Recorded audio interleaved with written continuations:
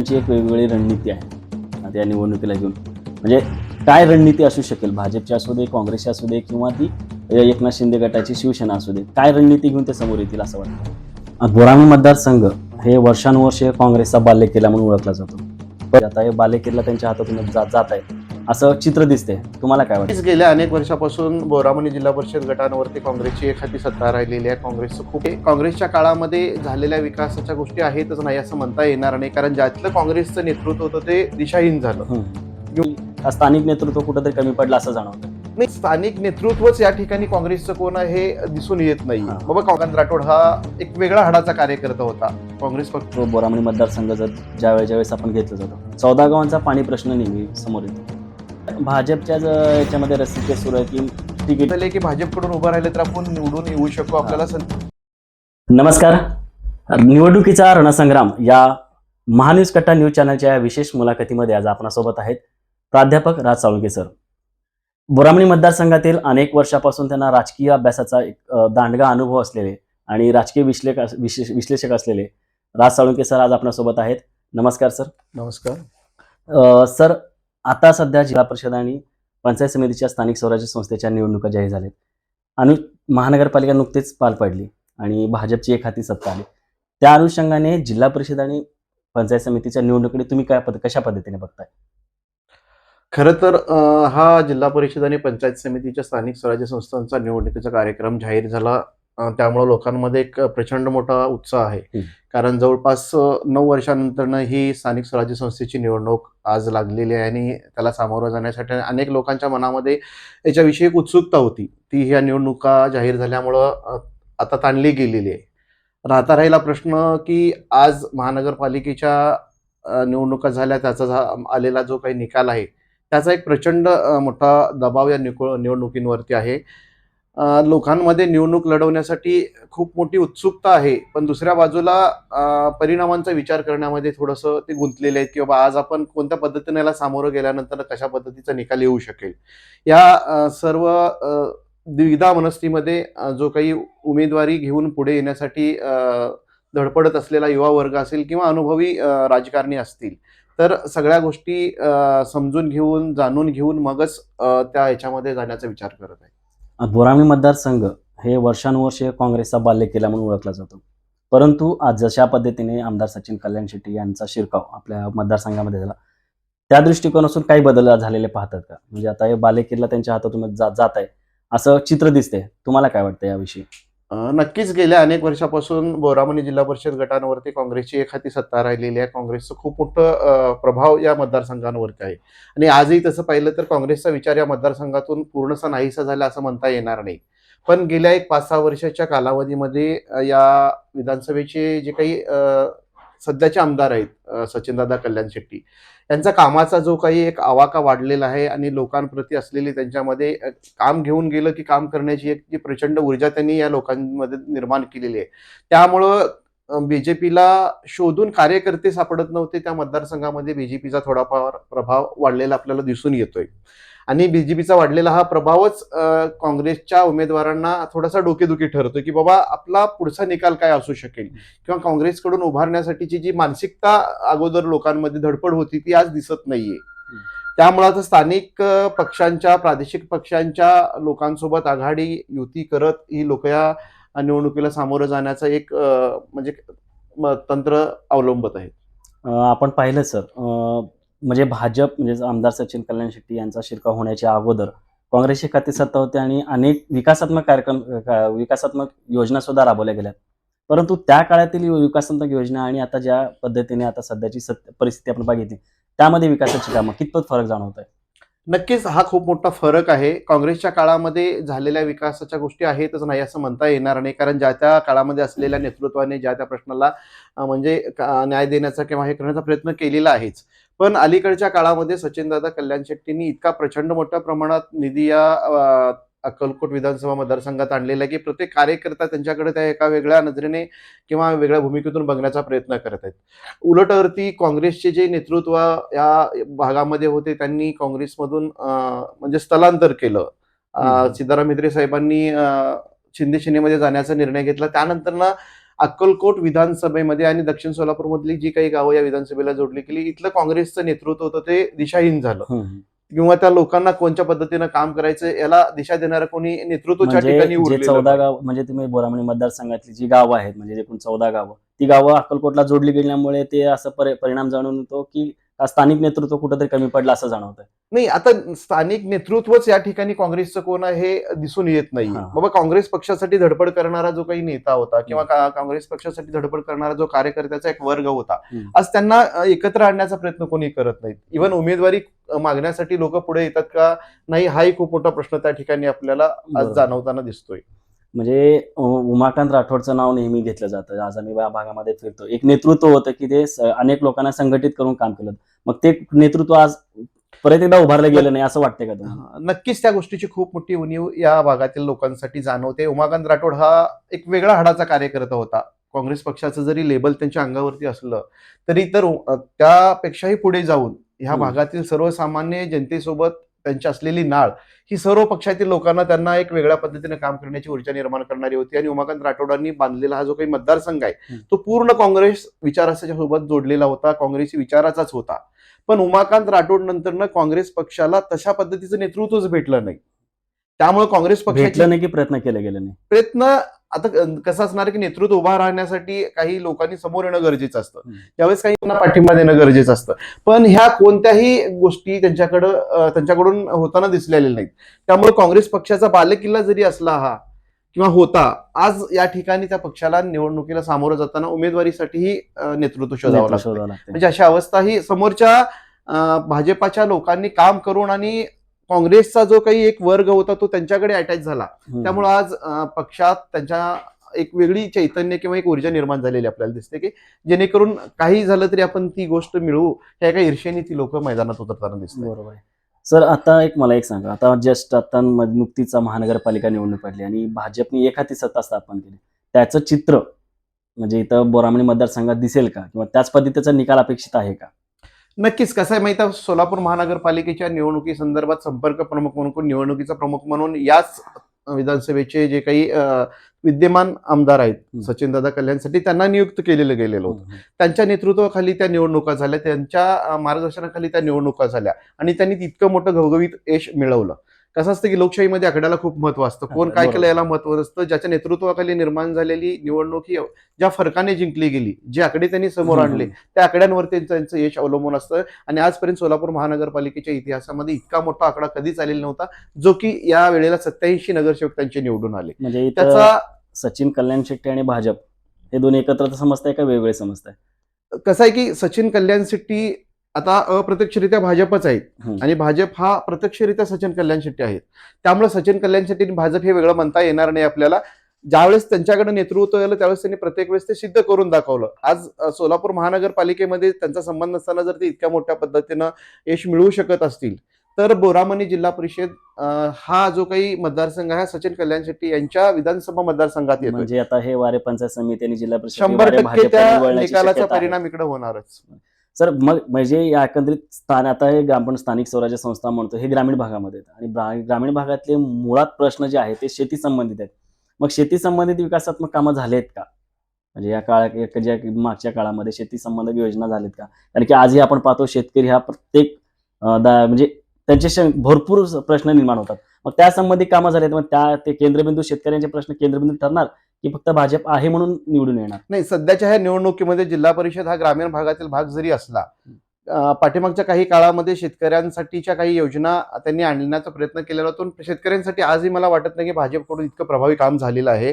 कारण शेतकऱ्यांचे अनेक प्रश्न आजही तसेच प्रलंबित आहेत. आज आपण बघतोय की कांद्यासारखा एक महत्वाचा जो काही पीक आहे शेतकऱ्यांचा, जो या हंगामामध्ये घेतला जातोय, त्याला कोणत्याही पद्धतीचा भाव मिळत नाही. त्यामुळे शेतकरी वर्ग थोडासा त्यामुळे चिंतेत आहे. पण मला वाटत नाही की याचा खूप मोठा परिणाम ह्या निवडणुकींवरती होईल.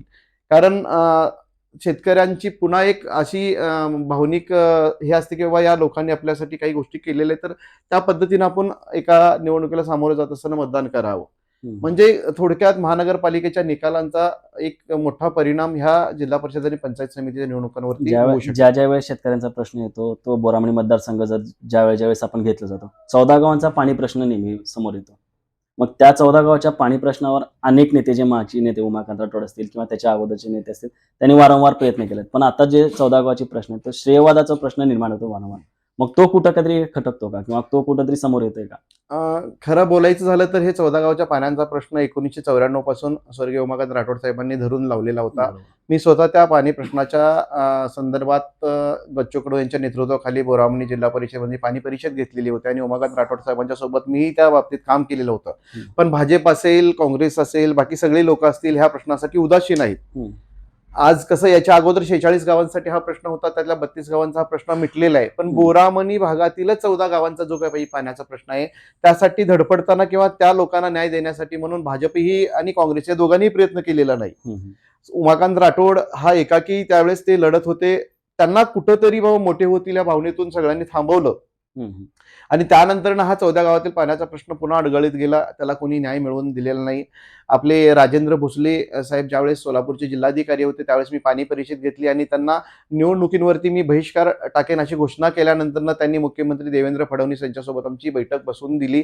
देवेंद्र फडणवीस साहेबांनी सांगितलं की मुख्यमंत्री पदाची निवड झाल्यानंतर 3 महिन्यामध्ये मी पाणी देईन. तेही या प्रश्नाला म्हणजे बगल देऊन विसरून गेले. पण या पाण्याच्या प्रश्नाकडे कुणीही लक्ष दिलेलं नाहीये.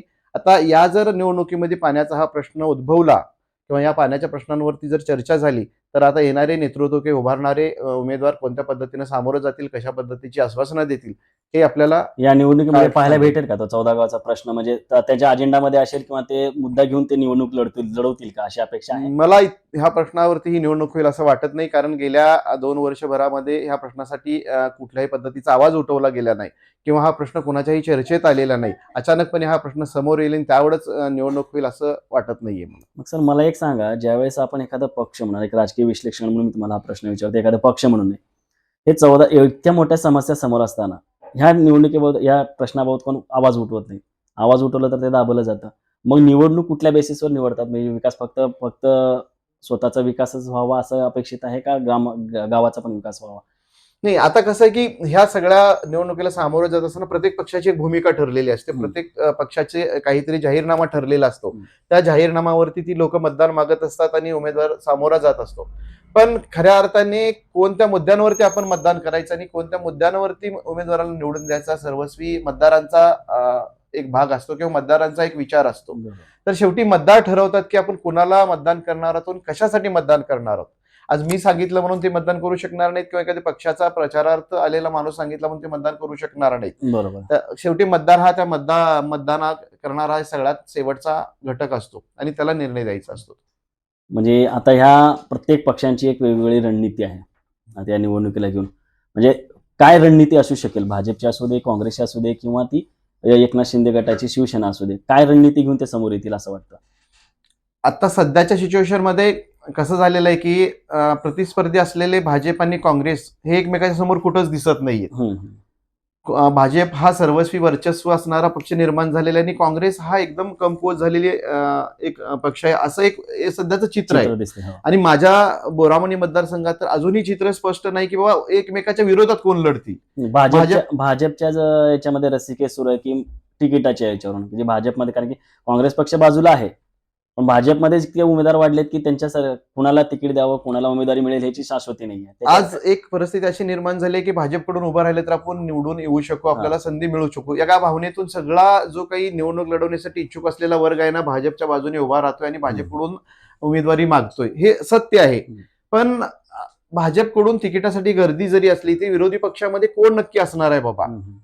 म्हणजे भाजपमधल्या उमेदवाराला टक्कर देण्यासाठी किंवा भाजपकडून येणाऱ्या रणनीतीला टक्कर देण्यासाठी हा उमेदवार कोण असणार आणि कोणत्या पक्षाकडून उभा राहणार आहे हे चित्रच अजून स्पष्ट झालेलं नाही. इव्हन भाजपचाही उमेदवार कोण असणार आहे हे आज अजून निश्चित नाहीये. फॉर्म वाटप सुरू आहेत. एबी फॉर्म कोणाला भेटेल सांगता येणार नाही.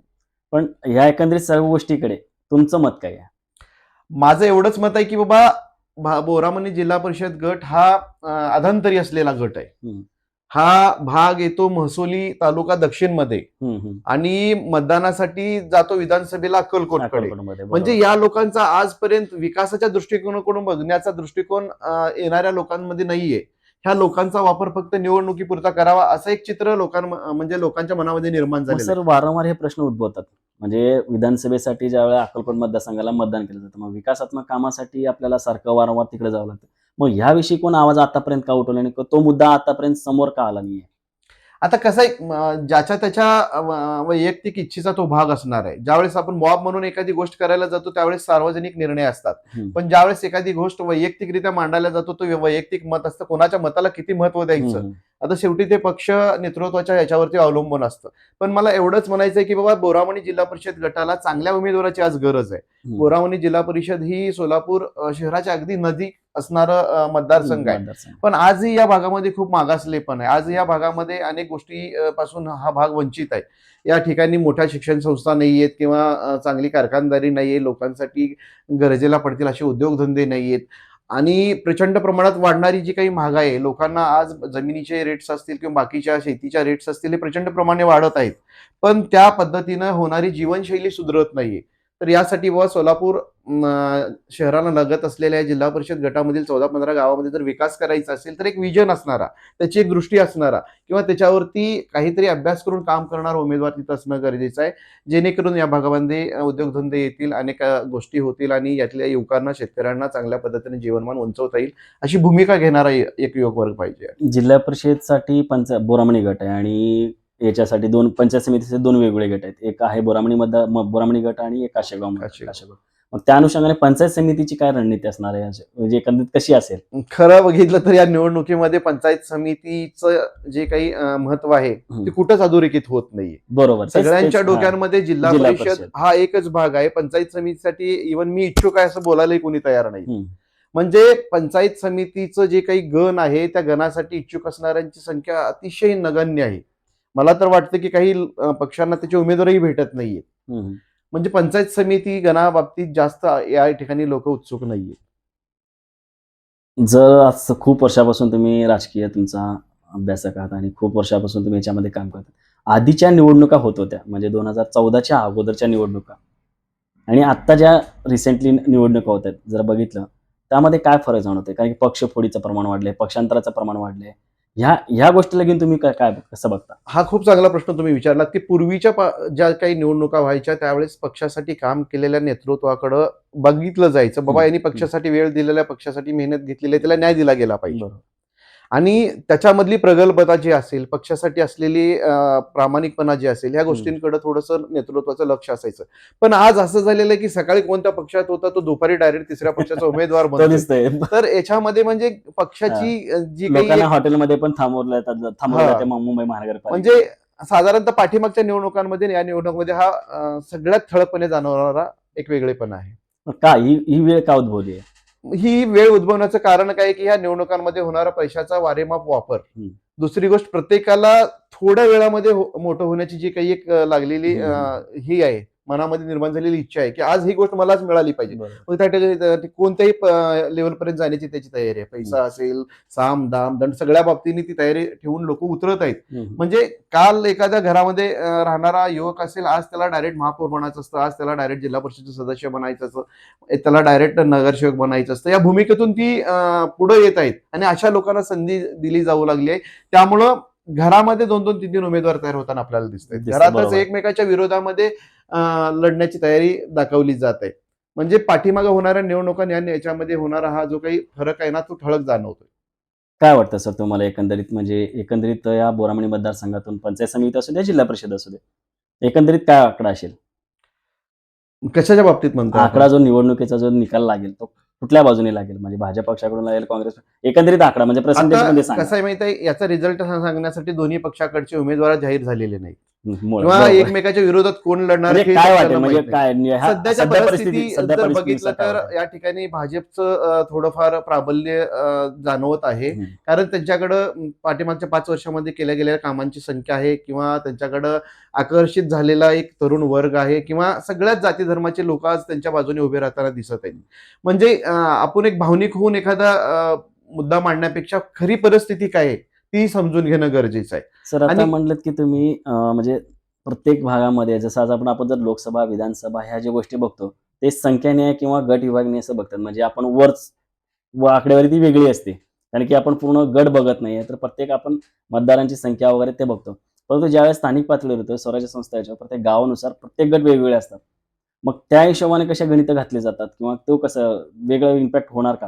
हो, आता 100% जर बघितलं आपण बोरामणी बघितलं, बोरामणी मतदारसंघ, बोरामणी गाव जरी फक्त आपण बघितलं, तर बोरामणी गावामध्ये वेगवेगळ्या प्रकारच्या जाती म्हणजे 18 पगड जाती आपण म्हणतो. मग ती संख्या गणली जाते का? का ते वेगळं त्याचे काही सूत्र वेगळे असतात? 100% बोरामणी आणि अक्कलकोट दक्षिणचा हा जो काही पट्टा आहे याच्यामध्ये आजपर्यंत एक 50% निवडणुका ह्या जातीवरतीच अवलंबून राहिलेल्या आहेत. हं, हं. जाती धर्मांवरतीच या ठिकाणी निवडणुकीला लोक सामोरं जाताना हं. आपण बघितलेलं आहे. हे आपण कितीही नाकारलं तरी ते सत्यच असणार आहे. नाही, सूत्र वेगळे बदलले जातात. त्यावेळेस ती परिस्थिती बघितली जाते का फक्त ते परिस्थिती ही बघितली जाते, पण सगळ्यात महत्वाची गोष्ट काय होतं की निवडणूक लागली की जाती आणि धर्मांवरती आधारित विभागणी व्हायला सुरुवात होते. आता बोरामणी मतदारसंघामध्ये तसं बघितलं तर मराठा समाज हा 1 नंबरवरती मतदार आहे. हं. दुसऱ्या नंबरवरती लिंगायत समाज, मुस्लिम समाज आणि लमन समाज आहे. हं. म्हणजे अशा पद्धतीची जी काही रचना या ठिकाणी झालेली आहे गणिते त्या घातली दृष्टिकोनातून उमेदवार समोर आणण्याचा प्रयत्न केला जातो की बाबा ह्या समाजातील हा उमेदवार ह्या समाज अशी एकमेकांची बेरीज केली जात आहे आणि त्यानुसार उमेदवारी देऊन ते निवडून आणण्याचाही प्रयत्न केला जात आहे. एकंदरीत काय असेल? एकंदरीत आता शेवटचा प्रश्न तुम्हाला. एकंदरीत ओव्हरऑल आपण बघितलं पंचायत समिती, जिल्हा परिषद, भाजप, काँग्रेस हे सगळ्या गोष्टी झाल्यात. पण एक राजकीय विश्लेषण म्हणून तुम्हाला काय वाटतं, की कशा पद्धतीने निवडणुका व्हायला हव्यात? मी तुम्हाला मगाही सांगितलंय, आताही सांगितलं की निवडणूक ही खरं तर विकासाच्या मुद्द्यांवरती लढली गेली पाहिजे. निवडून येणारा माणूस हा तिथल्या विकास कामांशी, जनतेच्या प्रश्नांशी निगडीत असलेल्या बाबींवरती त्यांनी अभ्यास करून निवडणूक सामोरं गेलं पाहिजे. पण आज सध्या असं होताना दिसत नाहीये, हे दुर्दैव आहे. पण माझी विनंती असेल की बाबा सर्वच पक्षांच्या लोकांना की तुम्ही उमेदवार देत असताना त्या ठिकाणी सर्वसामान्य जनतेतून आलेल्या लोकांच्या प्रश्नाशी निगडीत असलेला, त्याला त्या प्रश्नांची जाण असलेला आणि खरंच त्या मतदारसंघासाठी तो वेळ देऊ शकेल का? खरंच त्या मतदारसंघातील असलेल्या प्रश्नांची सोडवणूक त्याच्याकडे होऊ शकेल का? आणि पुढे जाऊन ज्या पक्षासाठी तो निवडून आलेला आहे त्या पक्षाच्या पक्षवाढीसाठी त्याची काय भूमिका असेल, या सगळ्या बाबींचा विचार करून जर उमेदवारी दिली तर लोकही ती उमेदवारी स्वीकारू शकतील, अशी माझी एक वैयक्तिक माझं मत आहे. एकंदरीतच आपण पाहिलं तर आज बोरामणी मतदारसंघातील ज्या पद्धतीने निवडणुका होतील, त्याचा एक छोटासा आढावा आपण येथे घेतला आहे. त्यासाठी आपले राज साळुंखे सर आपल्यासोबत होते. म्हणजे कशा पद्धती एका भाजपची रणनीती असणार आहे, काँग्रेस पक्षाकडून कशी पद्धतीने रणनीती असणार आहे, असं ओव्हरऑल आपण पंचायत समिती आणि जिल्हा परिषद या दोन्ही निवडणुकीच्या संदर्भात आपण छोटासा आढावा घेतलाय. धन्यवाद सर, तुम्ही आमच्या या चॅनलमध्ये मोलाचा वेळ दिला, Thank you, त्यांनी sir. आलात आणि हे केलं. धन्यवाद. थँक्यू.